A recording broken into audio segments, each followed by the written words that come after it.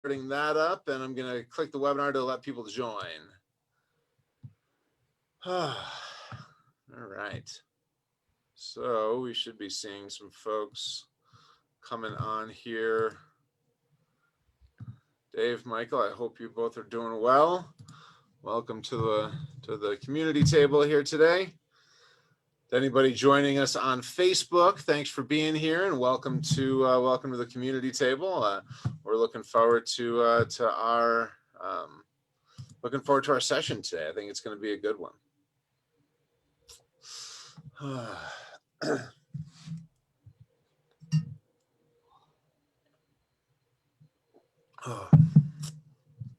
So while we're letting people join in, I thought I figured I'll share an amusing Zoom tip that I've learned through the course of, Dean and I are both in some, networking organizations together, and I run the Zoom session for one of them, and I realized that it's always a good thing to stay smiling while you're on Zoom, because if you go into a breakout room or end your camera, your camera locks at the exact place with the same expression that you were at when your camera thing. And so I can't count the number of times that I end up seeing people locked in this kind of a facial expression. Look in their face, yeah. Exactly, right. Oh boy. That's funny. All right. Well, we can get started here and get things plugging away. Welcome to this session of the community table. Today we are talking about planning for 2021. I thought I got a particular kick out of my title for this particular session. We're all ready for 2020 to be over, but are we actually ready for 2021 to start? And so today, Dean and I decided that we would talk a little bit about planning, growth planning specifically for 2021. As we've gotten to know Dean over the course of the past 6 months or so, and Dean, I'll let you kind of dive in on this, but he specializes in helping organizations, small business owners, and companies grow. And so, Dean, I'll let you kind of talk a little bit about where you're coming from here today, and then what we're doing. And we've still got some people joining us here, so in a few minutes we'll launch a poll just to kind of get a feel for where everybody is, and then kind of jump into our program for today. Yeah, thanks, Ian. So again, always fun to join you on the community table, and it's always fun to have our participants throw questions at us and ideas and comments. It makes it a little more interactive and I think more valuable for everybody. So please do that as we go today. So really today, as we think about 2021, as Ian said, 2020 has been a challenge for many businesses, but not all. Some have really thrived and figured out a way to, either through luck or through planning, really grow this year. And so we're going to touch on a little bit of that today, and some of the observations that I've had of what made the difference in businesses that have grown and some that have struggled, and what you can do with that as you go and you start to plan for 2021. So we're going to talk a little about that, some of the trends and things that we're seeing out there in terms of areas and opportunities to leverage. And the whole purpose of today is not for you to come away with your 2021 strategic plan completely done, action plan ready to go. Obviously, that's not possible in what. That's tomorrow. No, yeah. So really, my hope today is to give you some things to think about, some tools, and an approach to thinking about 2021 in a slightly different way, especially as small business owners. Many of us are delivering services and running the business and working with our contractors and employees and clients, and there's a lot happening.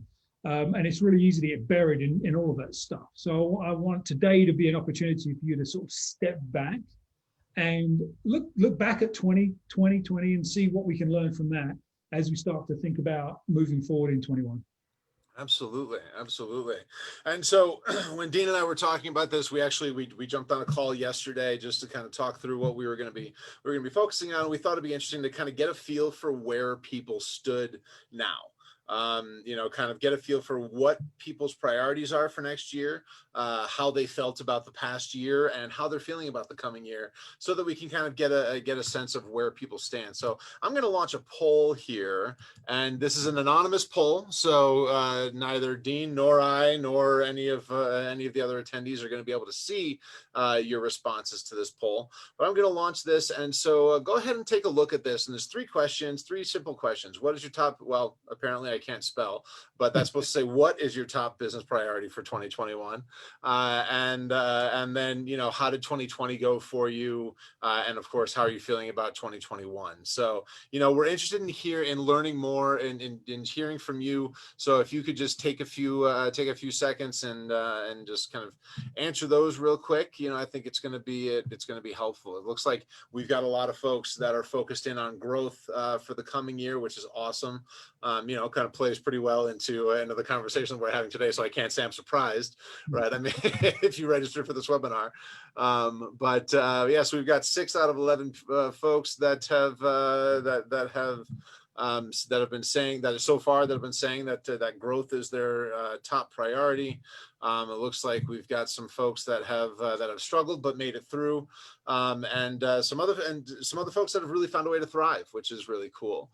And then everybody seems to be pretty excited about 2021. Everybody who's responded here, so that's really encouraging to see. I think that 2021 is going to be a great year, and I think we're seeing, and like I said, we're seeing this in the responses here. I see that one other person shares my focus of staffing for next year. So, cheers to that. But then again, my staffing goes directly into my growth. So I guess that's a thing. But yeah, so cool, very cool. Well, I appreciate everybody taking a couple minutes, and excuse me, and answering those questions. I think, like I said, I think that we're like I said, the top priority here for next year is growth. Excuse me, whether you were one of the ones that struggled through, but but we're able to power through. We're able to maintain status quo. If you found a way to thrive, or and of course, the folks that are really looking forward to next year think that it's really going to be a great year. I think that that this is going to be a great conversation for you. So before I turn it over to Dean, to take away on his growth plan, just wanted to touch on a couple of housekeeping things. So first of all, as always, Q&A is always welcome. So we definitely want your questions. Dean mentioned that earlier. We definitely want you to speak up, ask questions as they come along. With this particular session, we also have the ability to bring people on and have them actually talk through the webinar.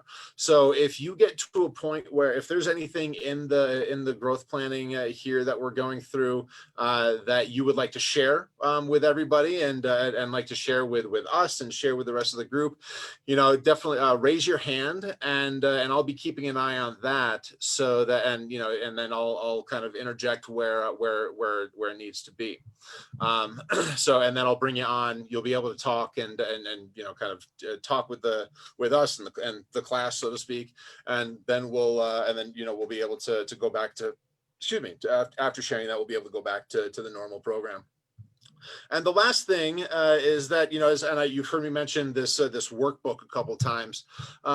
So in the chat, I just sent everybody a link to go and download the workbook that we're going to be going through. So you can go ahead and click on that link and download the workbook. It's like maybe 4 or 5 pages, 6 pages, something like that. So definitely download that, because it's going to help you to kind of follow along with Dean as he goes through this conversation. And of course, I'll be engaging as well, and kind of talking through some of my experiences over the course of the past year, and where I'm looking for the next year too. So I'm really excited about this session. I think it's going to be super productive, and should be a really engaging session moving forward into the next year. So with that, Dean, I'll let you take it away, my friend. Great, thanks, Ian. Appreciate it. So you mentioned something right off the bat in terms of growth for you this year. And I know that I recognize some names in the attendee list. I know some of the folks out there, and they've achieved amazing growth this year, right? So my revenue, bringing on new accounts, new clients, new customers has been awesome. But their growth isn't focused so much on that. Their growth is focused on the ability to deliver their service, right? So that hiring and growing their team. And of course, in a challenging environment like we're in, some people have laid off great people. And now they're in that sort of growth planning mode. They've got to figure out how to staff and how to hire good people. Or if you haven't laid anybody off, you may be just challenged with finding good people. So when I think of growth, it's not just revenue, right? Or even just profits. There's so many components that wrap around growth or enable you to grow. I think in terms of technology, obviously your core team and your staff, your products and services, how you price, there's so many factors involved in growth. So while we'll be spending some time today on 2 or 3 of those, keep in mind that every business is different, right? Mission Suite, you got a SaaS product, you can deliver it to as many people as you need. Pretty cool. But I need a lot of them. What's that? But I need a lot of them. You need a lot of them, exactly. Right. But there are other parts to your business where you need humans to help support that growth. So every business is different, I guess is my point. So as we go through this process, if there's something that really resonates with you or we're not touching on and you want to bring that up, please let us know. Yeah. So having said all that, a little more context again. So as I mentioned earlier, some businesses have thrived in 2020 and some haven't. And if you're lucky enough to be in an industry or a market that has had the opportunity to grow, awesome. If not, I'm sorry to hear that. But there's only so much you can do to plan for that, right? We don't know what industries are going to go up and down. If you service oil and gas, for example, or customers that service oil and gas, you might be struggling. But if you're in professional services, you should be doing pretty well. So that every industry has their own nuances. But the one thing that I've really seen with businesses that have taken a tough situation and made the most out of it, or have just adapted to a new environment, is they've taken action, right? I think what happens is that when the pandemic hit and people just paused, right? They literally just stopped. They didn't know what to do. And as the next few weeks and months unfolded, people either defrosted and started taking action, or they just stayed on pause. And I think that prolonged uncertainty, now we're 8, 9 months into this thing, maybe more now, I've lost count. Well, my son was born right at the beginning of it, so we're almost 8.5 months into it. I can tell you that for sure. It's crazy. 36 weeks, I think, is what my wife tells me. Okay, she's counting it by the week. Exactly. But the point is really, we still don't know how this thing's going to play out in the next months or weeks or months or even years. And certainly January 1 of 2021, as much as we hope it's all going to be gone, it's probably not, right? So that the prolonged uncertainty kind of takes you from that frozen panic mode to complete, just not doing anything. Don't want to spend money, don't want to go out on a limb and try new things. Or if you do, it's really hard to kind of regain that momentum from being sort of on that slow path for the last 6 months. So that's a lot of what's happening in the marketplace. Gartner did a study recently, 2020 study. They talked to hundreds of CEOs and executives, and 53% of them said their number one top priority for next year is growth. No surprise. But there was another study that was done with 500 businesses, and 2/3 of them said they've got a pretty clear vision of how to grow, which means that 1/3 has no idea how they want to grow. So we know they want to grow, they just don't know how to grow. And with the change in the market, change in buyer behavior, change in spending habits, it's no surprise people don't know how to grow, right? It's a challenging thing. So we'll hit a few of those things. But one thing I will say is that the number one thing that drives the top performers, whether they're individual contributors or businesses, is their ability to go from idea to execution quickly. That's the one thing that sets pretty much every business apart. And so if you think about your organization, have you sort of been sitting on this idea for months trying to analyze it and plan for it, but you haven't actually executed? Or did you execute, learn from your audience, measure the results, and adapt on the way, right? That is the difference right now, more than anything else, is you've got to take action. So hopefully by the end of today, everybody in the audience will have some ideas about how to think about creating new ideas in their business, how to plan for growth, and how to take action. So that's my soapbox for you here. But we can get into the next piece of the conversation. So hopefully everybody's had a chance to download the workbook. And we'll go through it. We're not going to cover everything today. We certainly don't have the time to do so, but we'll hop back and forth and between just general conversation and some sections of the workbook. And again, hopefully it'll give you some ideas of what you should be thinking about in 2021. So you'll see that there are 4 sections in the document. And again, this is sort of like a high level brainstorming framework is the way I'll put it. So I always recommend that you take a look back, you reflect on last year. Sometimes you need to go back a year or 2 to get some trends, but certainly look at this year, right, 2020, and just document the things that you hopefully already have in a plan somewhere. But what were your goals for this year? And how do they change? 3 months into the year, everything changed. So did your goals change? And if so, how? That's really important. And then obviously that next section talks about accomplishments. When I think in terms of business accomplishments, it's not just about revenue, but it could be any number of things. It could be maybe you launched a new service. Maybe you hired that key employee. Maybe you broke into a new market. But what are the biggest accomplishments that you achieved this year? And with that, you had to have taken action. And I think that something that's often overlooked, Ian, when we think about planning is us as business owners, our habits and behaviors, right, and our thoughts really impacts our businesses every day. Our thoughts and behaviors, our thoughts and our habits impacts our behaviors and actions, and our behaviors and actions are what get results. And so I really encourage my clients to sort of pause and think about where they were at when they achieved these big goals. And really reflect on that and document that. So was there a big win you had this year in your business?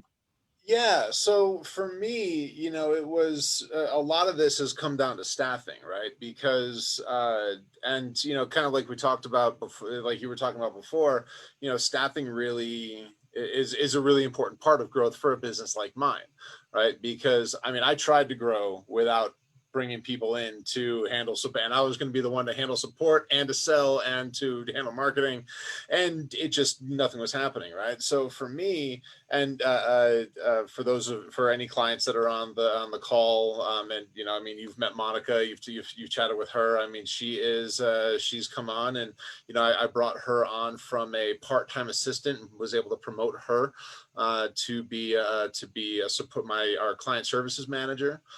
So that was a big win for me, and actually training her and doing a good job, and so far anyway, knock on wood, doing a pretty good job at developing her in that role and helping her to develop herself in that role, really, I guess is more accurate. And then just a week ago, earlier this week rather, I had a marketing manager start this week as well to take that off my plate too. So those are 2 really big things, really big wins for me that were made possible this year, in no small part because of some of the things that came along, like the SBA funding and things like that were opened up and made available, so that I could make these things happen. Yeah. So in terms of, as a business owner, where you were at with being willing to take that risk, right? The financial risk, the time risk, will these people treat my customers as well as I do risk? What shifted from I'm going to try and do this all on my own to, nope, I'm going to hire some folks? Well, last year I actually went through a pretty rough year last year, and I ended up losing, and it was for a number of different reasons, right? Acquisitions were really hot last year in 2019, so I had a number of clients that were acquired, and they said, "Thank you, you've helped us get here, but now we can't use you anymore," right? So okay, great, thanks. I appreciate the feather in the cap, but so a lot of that happened, and so I really had to make a mental shift for myself, because I had to as a, I mean, and it's common for a software as a service company to lose clients and, have that kind of churn, right? And particularly for reasons like that, different new market, new leadership comes in, new, an acquisition happens, right? And so all that happened. But I realized that I wasn't, because I was so focused on handling support all by myself, I wasn't actually able to sell and grow through sales the way that I was expecting to be able to kind of make up for that. So for me, that was a big shift that I had to make, and I had to realize that, okay, and it's time to really look at this and say, and ask yourself if what you're envisioning is actually possible. And fortunately, Monica had been working with me for a while, so I was able to and had seen Mission Suite, been involved in it for a while, and so I was able to kind of nurture her into that role too. Yeah. So it took a shift, right? Yeah. Your thoughts and behaviors had to change to get you where you want to be. I think that's Right. obviously the moral of the story. So I'm curious if anybody on the call today, if they had a big win and it was the result of changing the way they thought about or behaved in their business and therefore impacted their actions, what was that? So if you have something like that, throw it in the chat or raise your hand. Love to hear from you. And kind of follow that logic, that process. Certainly, if there were goals that you didn't accomplish this year, what did you do or didn't do to impact the fact that you didn't achieve those goals? Was it just the economic changes or the pandemic, or was it something that you created unwittingly, right? Sometimes our subconscious mind can drive what we do and impact our results. So I think you have to look at both sides, because sometimes when you look at this of the life cycle of a business, we as business owners are in a different place during different growth curves within our organization. And it's good to know what we're doing to impact that. And then that last section at the bottom of the first page, much like we've already talked about, having that core team around you is critical. So I always encourage my clients to really list their core team members. Certainly, if you have employees, who are your core members? That's easy.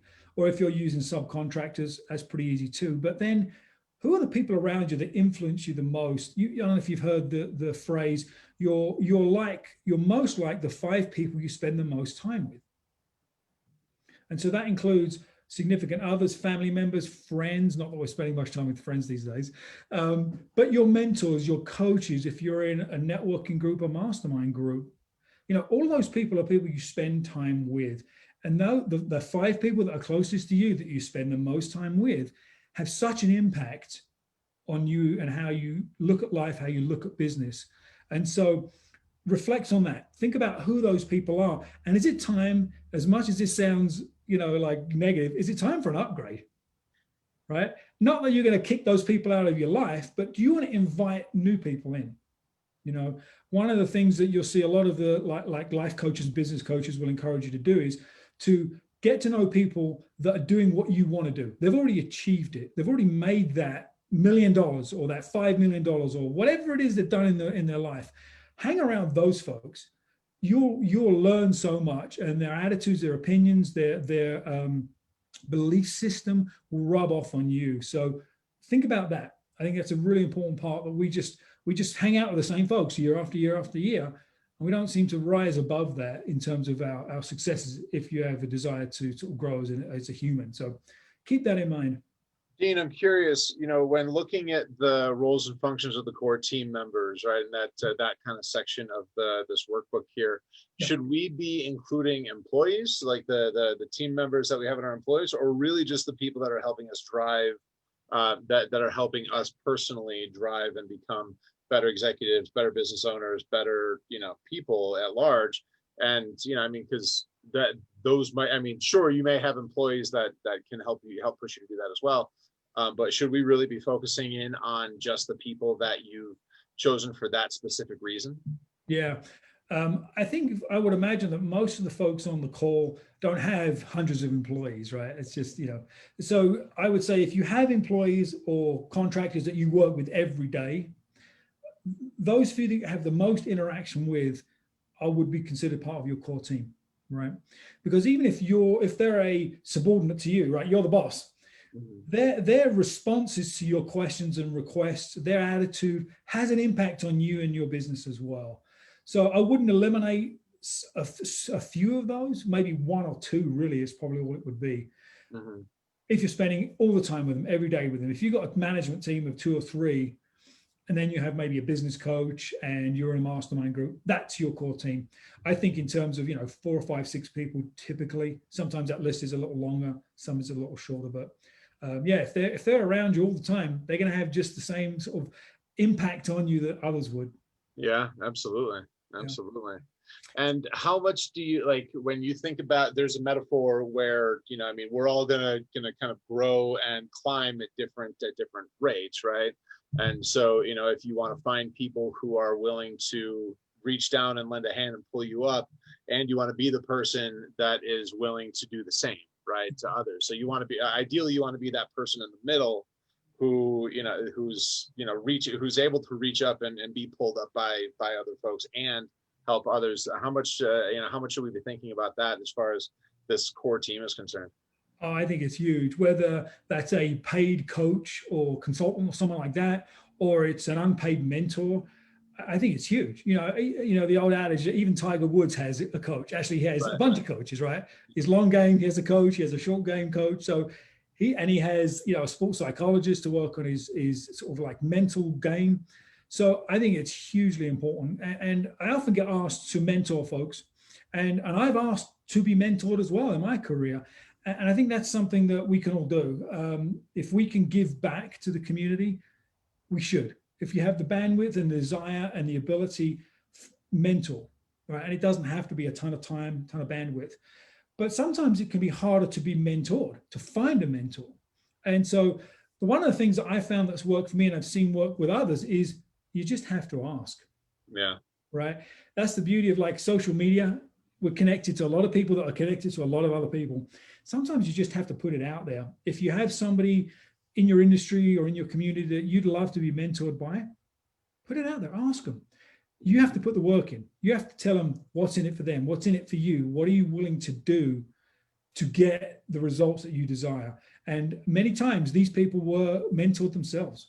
And so they know the power in that. So don't be afraid to ask, or just put it out there in your community. You're looking for a mentor that kind of looks like this, some kind of a profile. You'll be surprised who comes out of the woodwork and is willing to help. Yeah. Yeah. Yeah. Excellent. Yep. So as we look through the workbook to that next section, measure what counts, this is really all about getting clear on the numbers in your business, getting clear on how your business may need to change and how your market may have shifted and you have to now make some adjustments. So obviously those top sections about revenue, I for my smaller clients, I tend to not get into gross revenue, gross profit. We talk about revenue, total sales, and then income, right? Because at the end of the day, as a small business owner, you're driving your income. And of course, what you take in revenue in top line sales isn't necessarily what you take home. We all know that.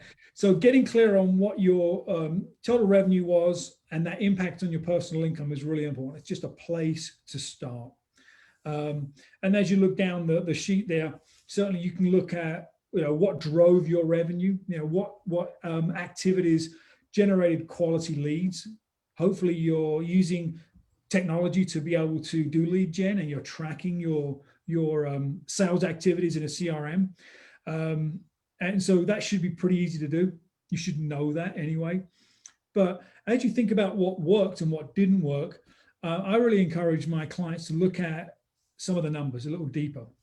So for example, if you were on one of the webinars earlier in the year, we talked about ACV, the average contract value.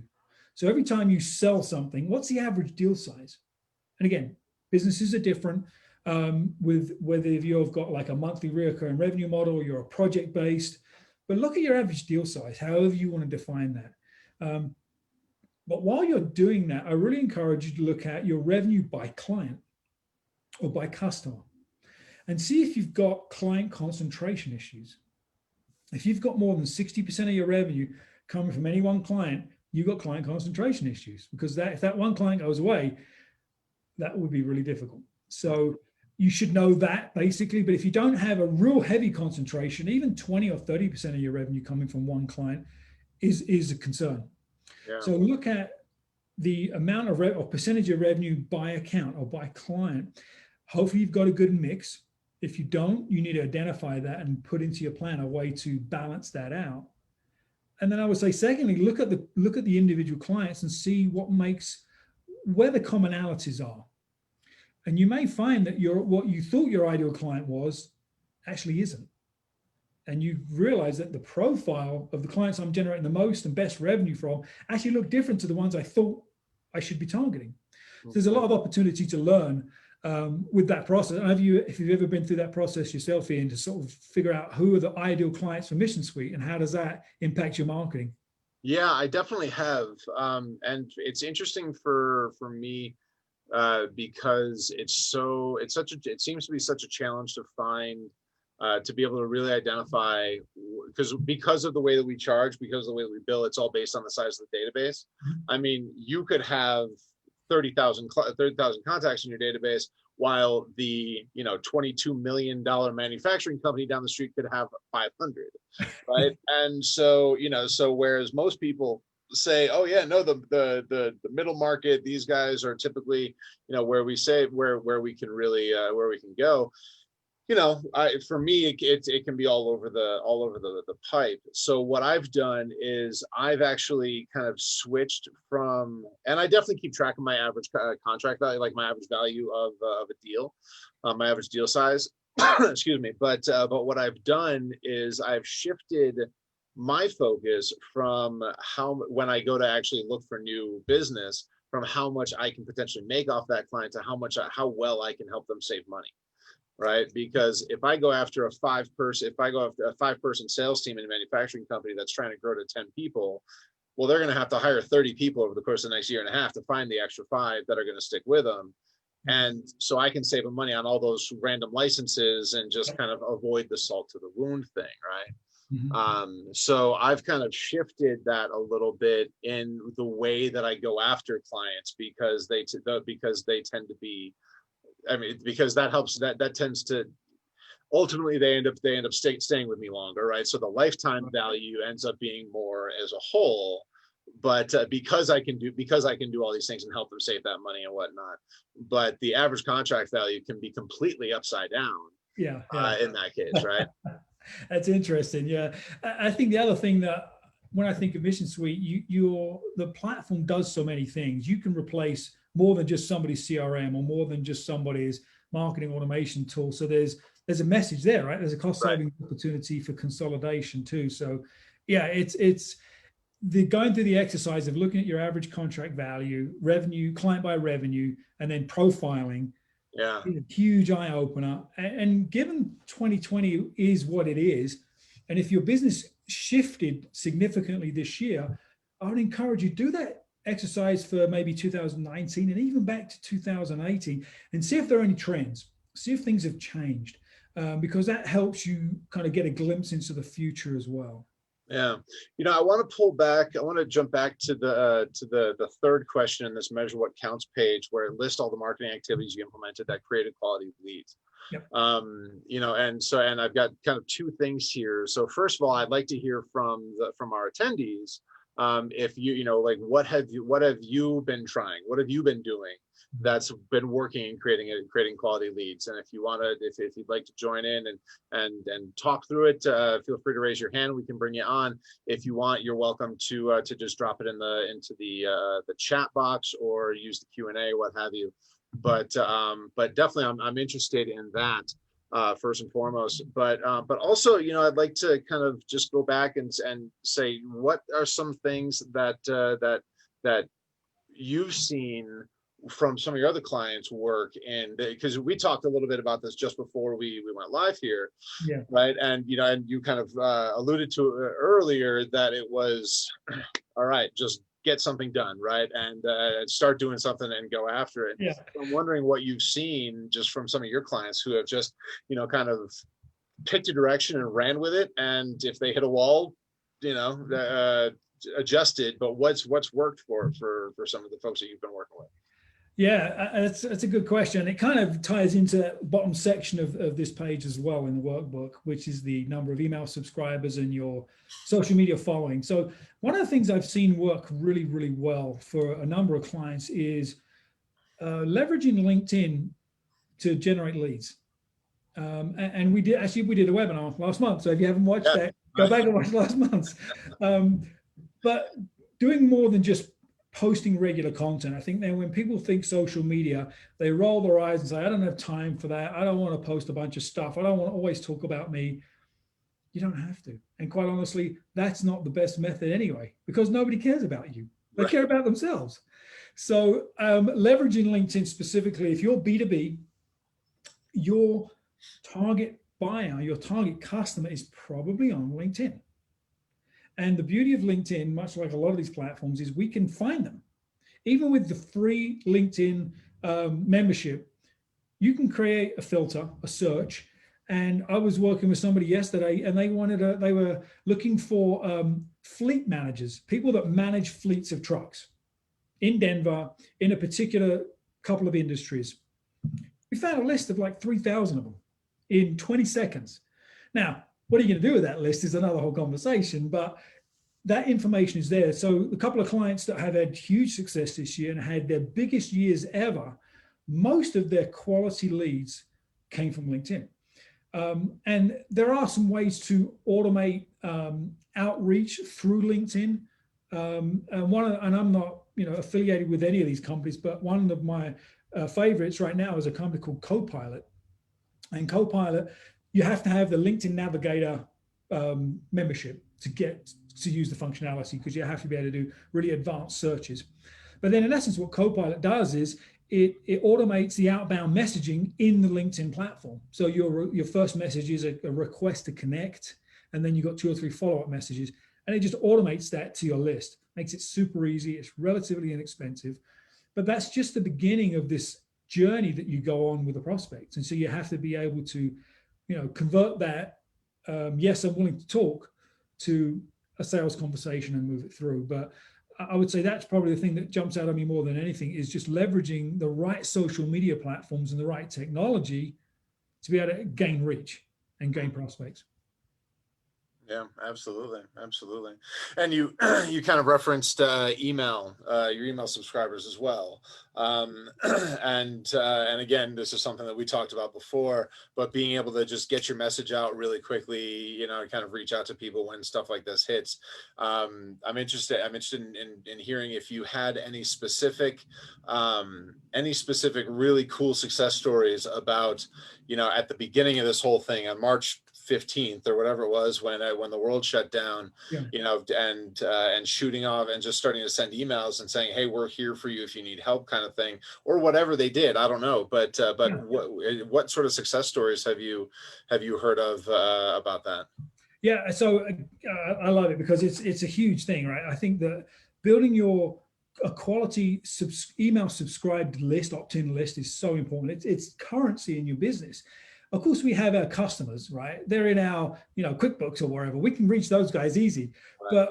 And even our prospects. But that market, that larger market, oftentimes we're just not leveraging email enough. And while we all have overflowing inboxes, it's still the best way to get right in front of your prospects or your target. So an example is I was working with a client. Actually, I started with them in January, and they're in the software business. And one of their main industries they serve, or 3 main industries they serve, are restaurant, retail, and hospitality.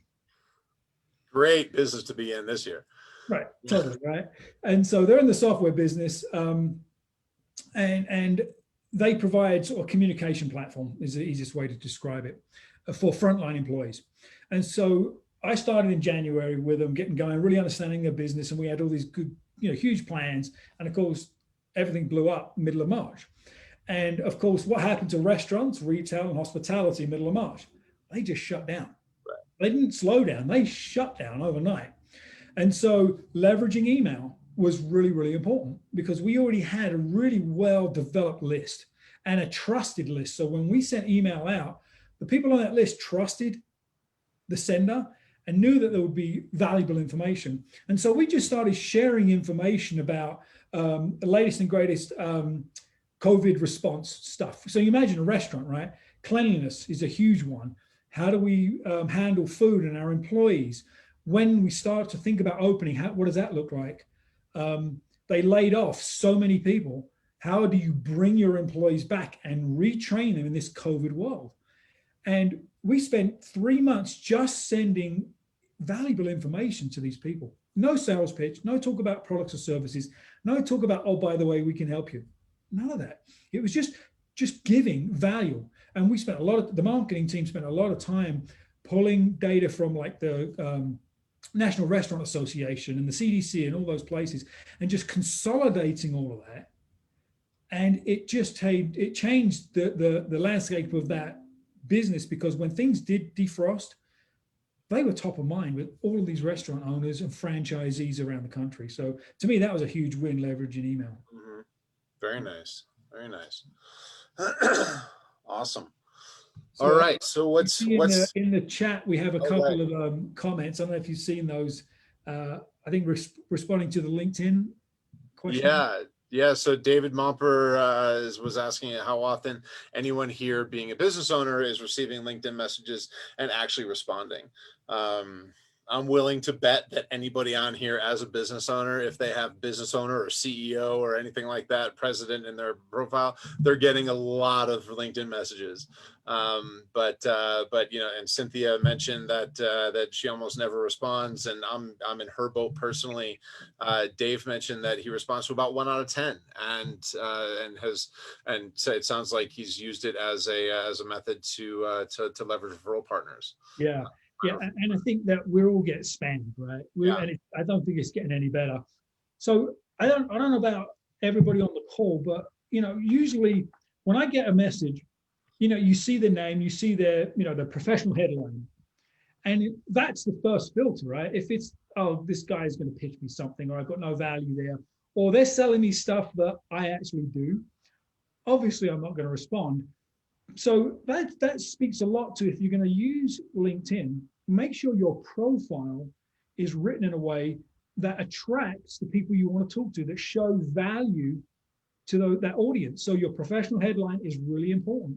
Your experience section right at the top of your profile, really important. And of course, the message itself is really important. There's nothing worse than hitting, you accept the connect, and then you get an instant pitch. I mean, instant, it's automatic pitch, sell. That's not the way to be successful on LinkedIn. So make sure your profile is set up in a way that adds value. And if your message creates enough curiosity that they go to your profile, make sure the content you're posting adds value too, is interesting. Give them a reason to say, well, maybe this Ian guy is worth at least saying, yes, I'll connect to. Yeah. So it's not just getting all those messages. That's just one piece of the process you have to consider. It's not just in a vacuum. But yeah, it's becomes a little bit of a messy platform. Yeah. And I'm curious as to how that kind of plays into, and I know we kind of touched on this during last month's LinkedIn conversation, but when because one of the things here in the worksheet is, how many followers or connections do you have on LinkedIn, right? And so if we're using LinkedIn for that for that purpose, is LinkedIn is the volume of LinkedIn connections really an accurate measurement, and how do we make it an accurate measurement to make sure that we're actually seeing what we have that what we can actually leverage, and what just might be inflated? Yeah, I think that it's quantity and quality, right? And also I think it depends on your goals with LinkedIn and your business too, right? If you have a product or service that pretty much anybody can use, you can connect to everybody, even if they're pitching you, right? Just connect, right? What's the harm? But if you're really focused on a particular industry or a particular sector, or you're looking for strategic partners, referral partners, or channel partners, then I think being a little more selective is okay. Not to go completely down a rabbit trail, but a lot of folks have this attitude, and it's sort of like a holdover from when LinkedIn was just like a recruiting platform, is I'll only connect to people on LinkedIn that I know. Well, you already know them, right? It's not expanding your reach in any way, except it's just one more way to stay in contact with somebody, which is not too bad, but it's not really achieving the goal. If your goal is to build your business and use LinkedIn as one of your channels, then you have to be a lot more open-minded to that. So quality and quantity is important. But as also mentioned, the content you post is really important too, because LinkedIn will show your stuff to more people, the more people engage with your stuff. Yep. Right. We know that. And one of the other things with LinkedIn content is this this concept of how long people stay on your content. So the longer they stay on your content, the more LinkedIn says, this is content of value, the more I'm going to show it to people. And so all of these things tie together, right? So longer form written content is good because people take time to read through it. Video, 2-3 minute videos are great. And now there's a function, it's almost like a slider carousel. You may have seen people use it. And in essence, what you're doing is you're uploading a multi-page PDF and it shows up as a slider. And so people, as they slide through and read tip 1, tip 2, tip 3, they stay on your post for longer. So that's going to expand your reach. LinkedIn's going to show more similar people your content. So I know I just went off on a rabbit trail there, but just there are lots of ways to leverage LinkedIn, but I would say just be open-minded to expanding your reach, because it's no good putting all this great content together and you've got 14 connections. Sure. Right? And they're all your employees, right? It's like, come on, it's not helping your business much. Yeah. And just real quick before we jump into this, the last page that we were gonna talk about today. I'm seeing Michael mentioning that that he utilizes 3 times per week as a standing activity to ensure that he's networking, connecting, and leveraging information for his clients and himself. And Michael, I'm interested in hearing more. Right now, since we can't go to networking events, is this something that you're seeing is replacing that? Is this something that you've seen as an active thing? And definitely would love to hear a little bit more about the strategy that you're taking on that too. Yeah, that's great. Having a plan, scheduling time to do any of this stuff, whatever the action is, we know is so important, right? Yeah. And it looks like Michael just raised his hand, so you want to bring him on for a quick minute? And okay, yeah, excellent. All right, Michael, we got you on. So go ahead and share with us. Hey, Dean. Hey, Ian. Thank you for today's webinar and for the question. I just find that social media, like most things, has to be utilized appropriately. It can become a time suck if you're not careful. So by making it a standard process of my week, it makes sure that I'm, touching it actively and using it. I think in this year, especially, there's been a lot of valuable information shared on LinkedIn that you can leverage and send to people in a time when they're a little bit weary of webinars, but thirsty for information and stuff. So it's been effective for me. I don't know that I would say it could replace shows and personal, connection, but it certainly has supplemented the amount of digital content that we're all taking advantage of. Very nice. Yep. Very nice. Yeah. Thanks, Mike. Yeah, thank you. Beautiful. Yeah, so that's very valuable. And fortunately for us, not everybody's weary of webinars, right? But otherwise we'd have nobody on here today. But Dave Momper just dropped something in the chat. It's something he actually introduced me to. Yeah. Many haven't seen it. It's Lunch Club IO, and I'll give you my quick sort of like perspective on what this is. This is a way to connect with and meet with complete strangers that have some similar interest.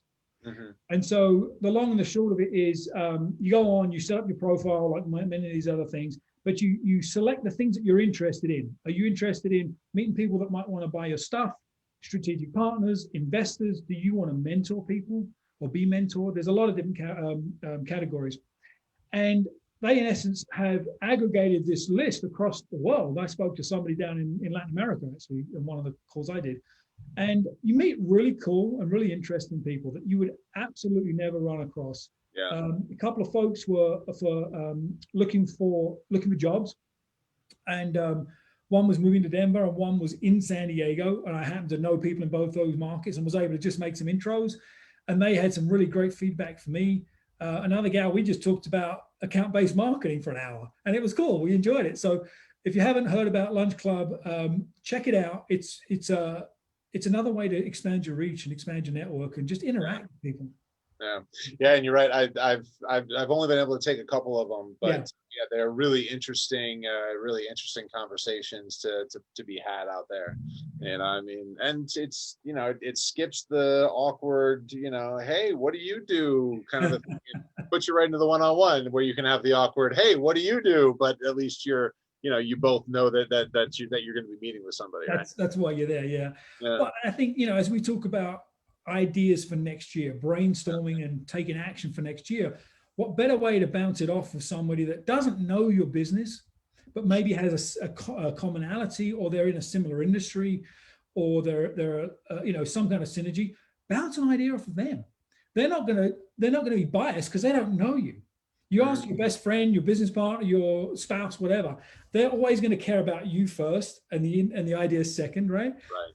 It's just another way to sort of get some feedback in terms of what you could or couldn't do next year. So absolutely.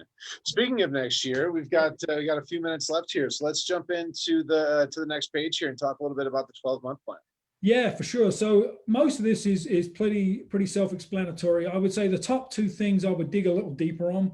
So describe your ideal client and the number one problem you help them solve. So you've heard me talk about ICP before, ideal client profile. So that's not just the business, but it's also the individual that would potentially buy your stuff, the problem you're helping them solve. And what I found in many of the clients that I work with, that hasn't changed this year, but some it has, and it has dramatically. And so it's really important as you think about your 21 planning, is take the time to rethink your ideal client profile and the problem that you can help solve. Sometimes it's better just to think about the problem. How has the problem changed? And then think about who has that problem. So I would encourage everybody on the call to really go through that exercise. Just because you've done something a certain way for a long time doesn't mean that's the right thing to continue doing. It could be, but oftentimes you miss growth opportunities by staying, with the old blinkers on. So go through the process, do your research, talk to your customers. Hey, guess what? If you have a reach on social media, utilize it. Put a question out to your audience and say, hey, what problems are you dealing with as it relates to, let's say, your business? Get some feedback. Ask your market, ask your customers, ask your network. Understand the challenges that they're facing, because I guarantee it's changed in some cases. Yeah. So I think that's critical. And then the second piece of that is, can you help solve it? Right? Don't become irrelevant in an old market. That's the worst position to be in. And I got to tell you, I've seen it many, many times where the business owner sees sort of like the world go by. Yeah. They don't have the time or the knowledge, the courage, the mindset to evolve in what they deliver, the services they deliver. So is it a case of just repackaging and rebranding, or do you have to really add some more services? Do you need to bring in a strategic partner? So if you've identified that new problem, make sure that you're relevant and you can solve that problem and be in position to do so, because that will be your platform to grow in 21. Yeah.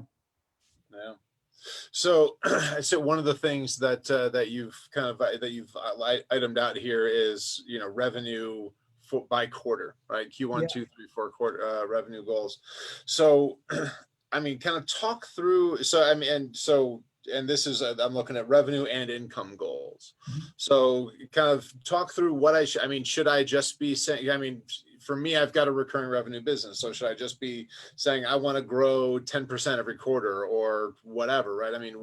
How should I be approaching that from a business owner, who's never gone through this process with you before? Yeah. So there's a lot of factors involved. One is the potential market share, accessible market share, right? If there's a lot of opportunity for you to grow and not a lot of barriers for entry, then you could perhaps set some more aggressive goals. But keep in mind that a lot of times you've got to fund that growth. Either it's in marketing and sales, it's hiring somebody, it's all right, we just got a bunch of new customers, now we've got to figure out how to deliver our promise. So you got to think about more than just that top line revenue and the impact to your personal income. There are a lot of factors involved. Sometimes you're a cyclical business, either a calendar, like your seasonal business. Sometimes that's not. So that could be a factor too. I've had clients that, they're in the construction business in Colorado, right? So doing business in the wintertime, doing a lot of extra revenue in the wintertime is tough. But their big revenue is those 2 middle quarters of the year. So think about the sort of the cycles there. But having said that, if you are slow at certain times of the year, can you add a product or a service that is in demand for those other times? You've seen the landscapers, right? They cut grass in the summer and they plow snow in the winter. Yeah, Makes right. sense. How can you do that in your business? So I think those are things to consider, but it's not just about the revenue. It's all the impacts of getting that revenue and then delivering on the promise that I think you've really got to consider. Yeah, and to that point, I'm curious about that, because that's something that I always like. When I was just getting started, right? I mean, this was 20 years ago. I was pretty young, found success pretty early on. And, the challenge there is that nobody can teach you anything, right? Because you're the king of the world, man, right? And so I would always, when I was in that mindset, when I was in that mentality, I always would look at, no, it's okay. I can grow to X number of dollars. And I'd always hit a wall. Right. That and it was because I didn't factor funding into funding that growth, or, even funding my planning my time accordingly. Right. Because I was consulting. So, it was always this kind of constant wall, and it always hindered my growth because I didn't think about that. Yeah. So is that something that we should be adding into this as well? Like, how are we going to pay for it? Yeah, I think so, right? I mean, again, this isn't like an all-encompassing document, but yeah, for sure. If you are doing the marketing, doing the sales, running the business, doing the work, you're going to be a victim of your own success, right? You're going to get to a point where all you're doing is delivering service, billing. That's great, but guess what? You're not doing what you did to get you there on the sales and marketing side. So you have to plan ahead for that. I think the other piece of that is if you can predict the volume you can do based on the people you have. So if you know that you can, with every 10 new clients, for example, I need one more service delivery person, it's an easy calculation, and you can budget for it and plan for it. Yeah. But if you just keep banging up against the wall, inevitably what will happen is you'll grow your revenue, you'll grow your customer base, your service will decline, your lifetime value will decline, clients will leave, and you'll be back right where you were.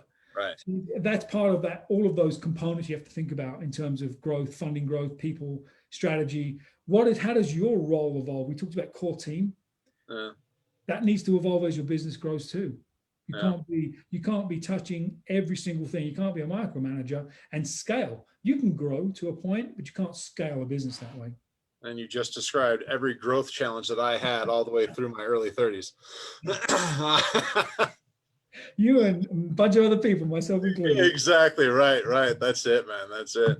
So, we've only got a couple minutes left here. Is there any last thoughts on this, or anything else that you think that, that you want to make sure that we touch on before wrapping the call? And, again, just, before we get there, the link to this document that Dean and I have been talking about is in the chat.